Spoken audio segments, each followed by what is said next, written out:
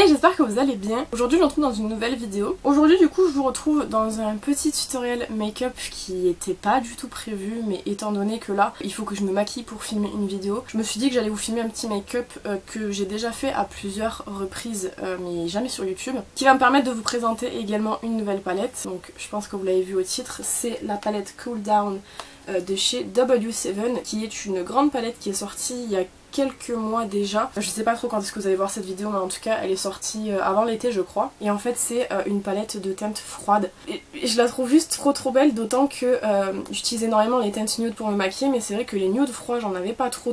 Donc là j'ai de quoi faire. Et j'ai un make-up que j'ai déjà fait à plusieurs reprises comme je vous ai dit, mais je vous l'ai jamais fait sur YouTube, qui est plutôt sympa, qui est pas très compliqué à faire, mais qui rend très bien. Donc je vais vous montrer aujourd'hui comment je fais ce make-up. Juste dans la palette il y a un grand miroir. J'adore le reflet du miroir, il est horrible. Mais du coup il y a un grand miroir et elle coûte 11,95€ chez Primor. Donc c'est environ 12€ on va dire. Donc j'espère que cette vidéo vous plaira et je vous laisse avec la suite. Bon, on va déjà mettre le petit serre-tête. Je sais vraiment pas quand cette vidéo va sortir, comme...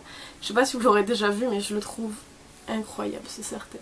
Il est vraiment trop bien. Mettre les cheveux derrière. Bon, j'ai fait mes soins déjà, je viens de rentrer de la poste, donc je les ai fait avant de partir, comme ça au moins c'était fait. D'ailleurs j'ai terminé, je pense que vous l'aurez déjà vu, mon sérum, mon Blue Sérum de chez Skin 1004. Je sais plus comment on dit, enfin, bref, en tout cas cette marque-ci qui est une marque coréenne. Je l'avais reçue de la part de la marque, je crois, il me semble que c'était pour faire une revue. Enfin, en tout cas j'ai adoré ce sérum, il est vraiment très bien. Là je le rachèterai pas parce que clairement je croule sous les produits, donc je vais absolument pas le racheter, mais en tout cas il est vraiment super bien si vous avez la peau soit qui manque d'hydratation, soit la peau sèche. Vraiment il est très bien. Par contre j'ai pas mis mon solaire, donc je vais le mettre maintenant. C'est le Benton Stick Minéral comme ceci, que j'ai pas encore terminé, que j'ai entamé cet été, et comme j'en avais plusieurs et qu'il fallait que j'en teste plusieurs pour des revues notamment, j'ai pas pu le terminer, il me reste ça, donc je vais l'appliquer. Je l'applique toujours de manière très grossière. Là j'ai ma peau qui devient rouge, hein, elle est réactive mais c'est rien. Et en fait je viens l'étaler avec les doigts parce que je trouve que sinon si j'utilise que le stick ça se diffuse super mal. C'est terrible, à chaque fois quand je touche un peu ma peau, je deviens rouge et en caméra ça fait toujours un truc de fou. Alors que je suis pas si rouge que ça dans la vraie vie. La caméra ça amplifie tellement, c'est terrible. Celui-ci je vous avais fait un retour notamment dans un post Instagram, je sais pas si j'en avais parlé en vidéo, mais dans le post Instagram je vous disais qu'il n'y avait pas de white cast sur ce produit-ci, sauf que c'est juste que j'ai la peau beaucoup trop claire parce que quand j'ai commencé à bronzer cet été il y avait un white cast de malade. Donc faites gaffe si vous avez la peau qui est un petit peu plus foncée que la mienne, même pas métisse, c'est juste un tout petit peu plus foncé que la mienne, il y aura un white cast. J'ai laissé la crème, j'espère que vous l'entendrez pas trop. On va commencer par la base. En base j'ai pris la face primer de chez Max More parce que c'est une base qu'il faut que je termine. Je peux plus la prélever en appuyant sur le bouchon, donc il faut directement que j'aille à l'intérieur pour la prélever. Et je vais en mettre pas mal quand même parce que j'ai bien envie de la terminer. Il reste pas beaucoup en plus. J'en ai déjà parlé à plusieurs reprises, c'est une base qui se veut matifiante mais que je trouve vraiment pas du tout matifiante. Elle est toujours infini glowy et tout, je trouve qu'elle est pas matifiante du tout. Au niveau du fond de teint, c'est toujours le LA Girl Pro Matte, enfin je vous dis toujours, mais c'est vrai que c'est ces derniers temps que je l'ai beaucoup utilisé. C'est la référence beige qui est trop foncé pour moi en temps normal, mais comme j'ai bronzé, bah il va bien. Je le mets sur une petite plaque, je vais en mettre une pointe encore. Je viens prendre un petit pinceau comme ça pour pouvoir l'appliquer sur le visage et par la suite je viendrai estomper avec une éponge. Et là je sors mon miroir flamingo.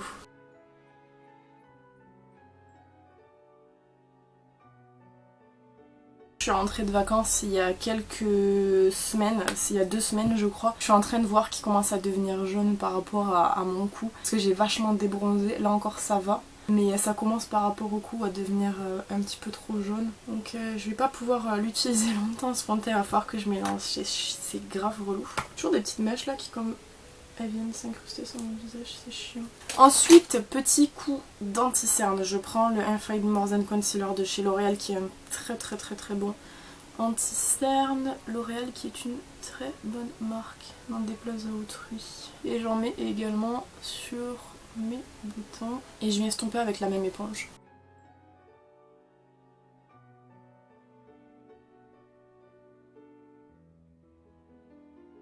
Le contraste entre l'anti-cerne et le fond de teint, il est quand même pas mal mastoc. Je sais pas si ça va se voir, mais il est pas mal mastoc. Hein. Ça éclaircit bien, on va dire, mais un peu relou. Par contre, le fond de teint, il est tellement mat, pour de vrai, que carrément je mets mon anti-cerne dessus, je peux pas estomper. Je sais pas si vous voyez là, ça fait des petites taches. Parce qu'en fait, le fond de teint est trop mat, du coup. Je peux pas dégrader l'anti-cerne, c'est un peu chiant. Moi je vais essuyer juste un petit peu ma plaque et je vais venir poudrer. Donc je prends la Lace Powder de chez Révolution et je reprends ma plaque en fait que j'ai tout simplement retournée pour éviter qu'elle soit mouillée parce que je viens de passer un coup de lingette. Je vais en mettre un petit peu dessus. Une quantité quand même assez généreuse parce que je vais venir poudrer tout mon visage, donc il faut quand même de la matière. Non pas que j'ai un énorme visage mais quand même un petit peu. Et je viens juste retapoter en fait les zones que je vais poudrer avant de mettre la poudre pour éviter que ça fasse des stries.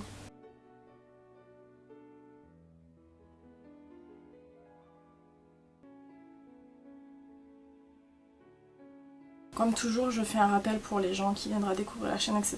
Je surpoudre toujours mon teint et je viens avec un pinceau pour balayer l'excédent. Parce que comme j'ai la peau qui est très grasse, ça en est abusé tellement j'ai la peau grasse. Les gens qui ont l'habitude à la chaîne le savent, genre j'ai vraiment une peau terrible. Il faut que je poudre vraiment beaucoup parce que sinon en fait ça ne tient pas du tout. Et même en poudrant énormément, ça ne tient pas. Ce qui fait que du coup, ça a vachement blanchi mon teint. Enfin, en caméra, toujours la ring light, hein. Dans la rue ça va, hein, c'est pas si blanc que ça. Et là au moins c'est scellé, donc il me reste un tout petit peu de poudre mais vraiment très peu, donc je viens prendre et balayer juste pour éviter d'avoir à le remettre dans un contenant. Voilà, donc là eux deux vont partir au lavage. Je viens de terminer de laver mes pinceaux hier, enfin non même pas avant-hier. J'étais contente, j'en avais plus à laver parce que je les lave toutes les semaines mes pinceaux. C'est terrible, faut vraiment que je fasse quelque chose, que je rachète des éponges, j'en ai pour une par jour donc c'est bien. Pour une semaine, comme ça je lave toutes les semaines donc je suis tranquille. Mais la houppette de Linda Albert, faut que j'en rachète une parce que c'est terrible. Je vais enlever avec une lingette ce que j'ai sur les lèvres. Je fais pas les contours super méga propres, j'en occuperai après. On va s'occuper de la structure du visage. Donc je viens prendre un contour, donc c'est toujours celui de chez McQueen. Tant que j'ai pas de panne, je vais continuer. Mais je pense qu'on n'est pas loin du pan parce que je vois vraiment que c'est comme creusé quand même. C'est pas... Enfin, je veux un pan. J'ai dit un pan dans un bronzer ou un contour, ce sera celui-ci. Non, moi je prends la teinte du milieu, qui est la plus adaptée à ma carnation. Après vous pouvez mélanger, hein. Mais ça dépend vraiment de ce que j'ai envie de faire en général.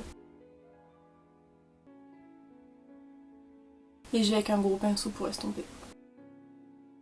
Je l'aime bien parce que, comme je vous dis à chaque fois, je trouve qu'il fait vachement naturel, je le trouve vraiment super beau. Bon mais écoutez, toujours pas de panne aujourd'hui. Ensuite en blush, j'ai pris le blush Acajou de chez Yves Rocher. Ça fait quand même pas mal de temps que je l'ai pas utilisé. Et pour l'automne il va être incroyable. Là aujourd'hui on est le 12 septembre, donc on n'est pas trop en automne. Mais il est trop beau et ça fait longtemps que je l'ai pas utilisé, j'avais envie de l'utiliser. Et je viens utiliser un des meilleurs pinceaux blush de tous les temps, c'est celui de chez ELF, c'est celui-ci. Je sais pas s'il existe encore, j'ai pas recommandé sur ELF depuis qu'ils ont quitté le marché français. Mais il est trop bien ce pinceau.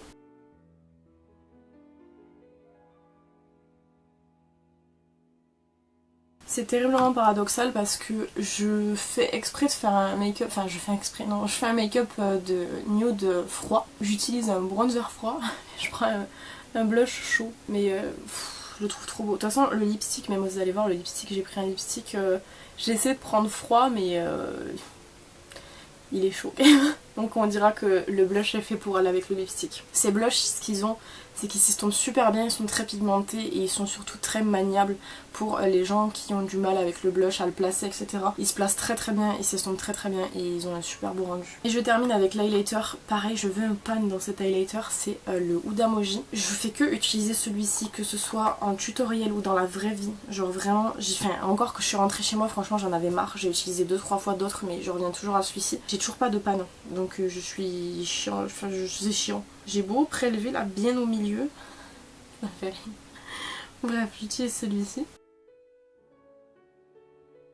Il est hyper beau mais toujours pas de panne. Ils sont infinis ces produits. Franchement les produits teints, autant j'en ai fini une fois dans ma vie un produit teint, c'était le blush Papa Don't Peach de Too Faced. Et encore ça date mais à l'époque j'avais pas beaucoup de blush. J'arrive pas à les terminer les blushs, c'est les bleus. Mais je dis les blushs mais même les highlighters et tout c'est terrible. Petit coup de spray, donc je prends le Fit and Fabulous de chez Nideco je crois. C'est Chanès qui me l'avait envoyé. En fait je prends celui-ci parce que tous les autres ils sont dans ma desserte que j'ai roulé juste là-bas donc j'en ai plus. C'est pas un mauvais spray, mais alors le truc que je lui reproche c'est que à ce stade c'est même plus des gouttelettes, hein. C'est terrible à quel point les gouttes elles sont énormes. C'est... De toute façon vous le voyez, le spray il est pas du tout fin et tout, donc franchement il faut être prêt le matin à se prendre ça dans la tronche. Je vais prendre l'éventail pour faire sécher un peu parce que pareil il sèche pas super méga rapidement. Et j'avais remarqué aussi un truc un jour, moi ça me l'a fait qu'une fois donc je sais pas si ce jour là c'était juste le mauvais jour, mais ça m'avait fait des... vous voyez les gouttelettes, ça m'avait fait des traces blanches sur le teint, je sais pas pourquoi. Bon, on va venir faire les sourcils en attendant que ça termine de sécher. Je vous ai zoomé un petit peu, je me baisse parce que les sourcils sont plus hauts que les yeux.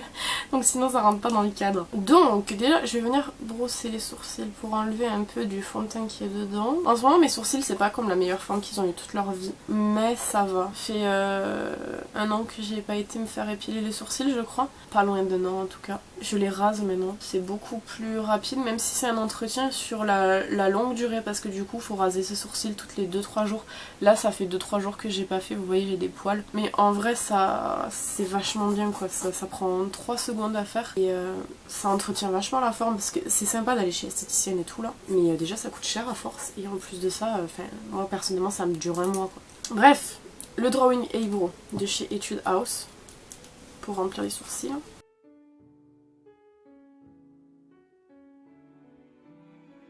On voit quand même un peu la différence entre les deux. J'ai pas trop de trous dans les sourcils en vrai, mais on voit quand même. Bon, on va faire ça comme ça. Toujours coup de brow perfect de chez Sienne que vous trouviez chez Lidl, je crois que vous les trouvez plus. Mais ça revient quand même assez souvent. Il paraît vraiment que genre ces produits qui étaient vendus chez Lidl c'est des dupes de chez Benefit. Moi j'ai pas testé les produits Benefit donc je peux pas vous dire. Mais je les trouve très bien ceux-là pour le prix. On va passer au travail des yeux. Je vais pas utiliser de base parce que j'ai déjà testé cette palette sans base et ça fonctionne très bien. J'essaie quand je peux d'éviter de mettre des bases parce que en règle générale mes paupières apprécient pas tellement. Ça fait toujours des petites démarcations et tout, c'est grave relou. Donc je vais utiliser la palette comme je vous ai dit, Cool Down. Il existe aussi la version chaude que j'ai pas pris parce que des teintes chaudes j'en ai des milliards. Mais elle est comme ça du coup, que vous la voyez bien. Il y a 45 couleurs je crois il me semble, donc 40 couleurs. Vous allez pouvoir voir ce que ça donne. W7 je suis jamais déçue par la qualité. À savoir que je vous ai... Normalement vous avez déjà vu un haul Makey Beauty et un haul Primor. J'ai 6 palettes de chez eux à vous tester en vidéo. Donc déjà je vais prendre la teinte Chillax qui est... Je vais vous montrer la palette à l'envers. Qui est cette teinte-ci. C'est une teinte que je vais venir utiliser pour mettre dans le creux de paupière. Donc je prends un pinceau qui est assez fin pour pouvoir aller dans le creux de paupière. Celui-ci il est vieux donc du coup il est vachement...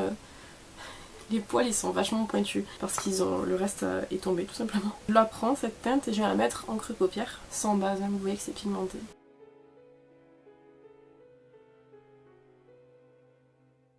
Voilà ce que ça donne, on va faire pareil de l'autre côté. Et voilà, là j'ai peut-être plus étiré que l'autre côté, mais dans tous les cas, comme je vais venir estomper, ça ne verra pas. Je vais faire un raccord quand même. Ensuite, je viens prendre un autre pinceau plus fluffy, style OVW comme ça. Je vais venir reprendre la teinte fraîche qui est cette teinte-ci pour venir estomper la teinte que je viens de poser. C'est un nude froid qui va être idéal pour estomper.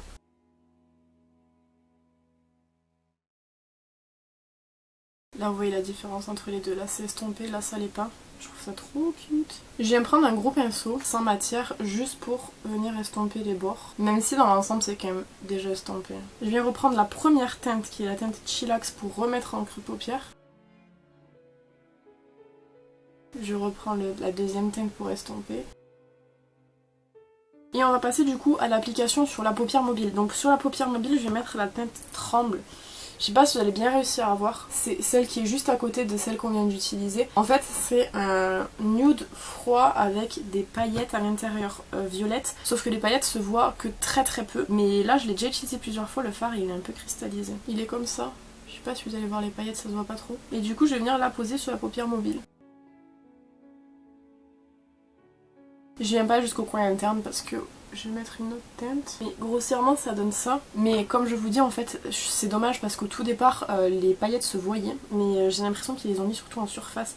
Et ça me fait un peu peur parce qu'il y a beaucoup de teintes comme ça où il y a des paillettes. Notamment une où c'est qu'il y a un nude avec des paillettes bleues à l'intérieur. Mais pareil je crois que c'est en surface, c'est grave dommage. Je viens reprendre la teinte Chillax du début qu'on a mis en creux de paupière pour mettre en racine inférieure. Et je reviens prendre du coup la teinte avec laquelle j'ai estompé le creux de paupière, donc fraîche, avec le même pinceau pour pas en salir 20 000 et je viens estomper ce que j'ai fait en dessous. Je vais venir retirer les chutes que j'ai eues. Comme j'ai hyper bien poudré mon teint, il n'y a rien qui a bougé. Je vais venir utiliser pour terminer la teinte On Ice qui est juste ici.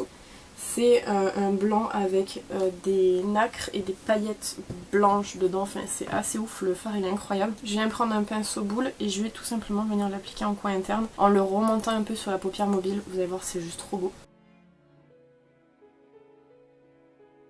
C'est trop joli je trouve, la teinte elle est vraiment incroyable. Là ça a fait une petite tache, je sais pas si vous allez voir, c'est comme j'ai mon œil qui a pleuré. Ça a fait une petite tache ici. Je peux pas faire grand chose étant donné que si je gratte et tout ça va être grave relou et grave moche. Mais en tout cas faites comme si ça n'y était pas, c'est une toute petite tache à cause de ma petite larme. Évidemment je viens mettre un crayon marron dans la muqueuse, donc c'est moi le Kohl Kajal Brown de chez Sienne. Je vais pas filmer parce que du coup je vais grave m'avancer. Vous savez, je ne vois plus rien. Et je vais avoir 25 ans le mois prochain, je suis aveugle comme une taupe, c'est terrible. Donc du coup au niveau du travail des yeux, on va avoir terminé, on va venir finir juste avec le mascara. Donc déjà je viens utiliser le volume booster de chez Essence. Je vous en ai déjà parlé dans plusieurs vidéos, c'est vraiment le bon produit à acheter si jamais vous avez des mascaras que vous n'arrivez pas à utiliser parce que vous n'aimez pas le rendu. En fait c'est vraiment pour le coup comme son nom l'indique une base qui va venir volumiser les cils en les enrobant d'une sorte de mascara blanc là. Et franchement il marche super bien, il y a plein de mascaras que j'ai que j'aime pas utiliser et que je termine grâce à ça.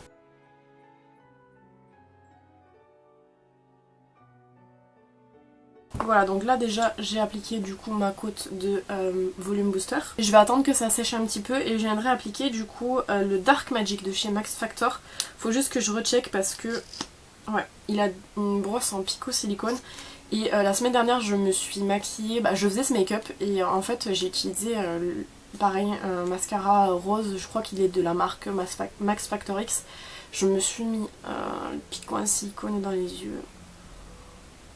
J'ai eu très mal, ça a coulé de partout, c'était terrible. Donc j'essaie de faire grave gaffe maintenant quand ils ont des piquants en silicone. Donc je vais attendre un petit peu que ça sèche et je viendrai appliquer par dessus.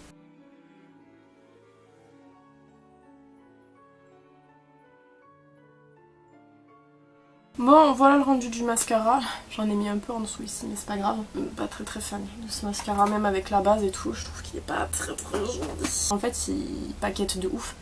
Bon la base permet de paqueter aussi, hein. Enfin c'est le principe même de la base, attendez. Mais je trouve qu'il sépare pas assez les cils. Et pour les lèvres je ressors un peu le rouge à lèvres de saison. C'est le Gingerbread Girl de chez Too Faced. Alors c'est ce que je vous disais, je pense que il est un peu trop chaud mais j'avais trop envie de le mettre aujourd'hui donc écoutez on va faire ça, hein. Je suis mes rêves.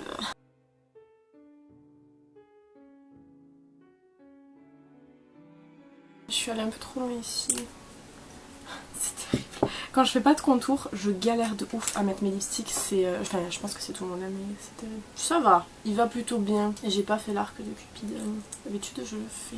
Et bien, ça va bien ensemble au final. Bon, bah écoutez, voici le rendu final du make-up. C'est un make-up que j'aime vraiment beaucoup faire ces derniers temps, étant donné que c'est quand même franchement vraiment très facile à faire, très rapide.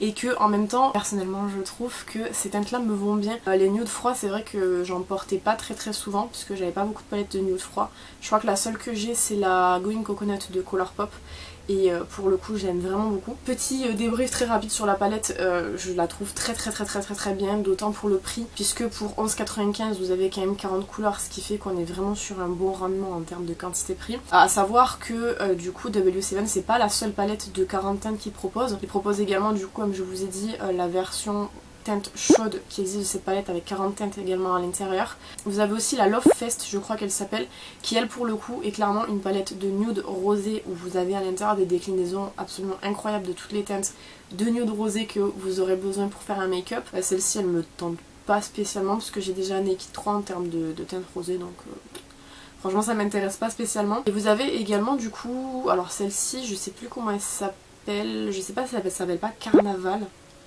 il me semble, ou en tout cas qui est un dupe d'une des carnivales du coup de Be Perfect Je sais plus laquelle, mais en tout cas elle est très jolie. Après moi en termes de dupe de la Carnival, j'avais déjà acheté celle de chez Beauty Glazed Color Vibes je crois. Je vous ai fait un make-up sur la chaîne je crois avec cette palette-ci, donc si c'est le cas je vous le mets dans le petit, je me rappelle plus mais je crois que oui. Voilà, W7 propose beaucoup de grandes palettes qui sont très intéressantes, mais également des petites palettes qui sont absolument incroyables. J'ai notamment fait sur la chaîne les 3 dupes des néons de chez Huda, les 3 dupes des nudes de chez Huda, il y a les 3 dupes des pastels qui vont arriver, les 3 dupes des browns et les 3 dupes des wild qui vont arriver sur la chaîne. Je sais pas trop encore quand, il faut que je me penche sur les make-up. En tout cas j'espère que ce make-up vous aura plu. N'hésitez pas à me dire ce que vous en avez pensé dans les commentaires évidemment. N'hésitez pas à vous abonner si ce n'est pas encore fait. Quant à moi je vous retrouve bientôt dans une prochaine vidéo. En attendant, prenez soin de vous.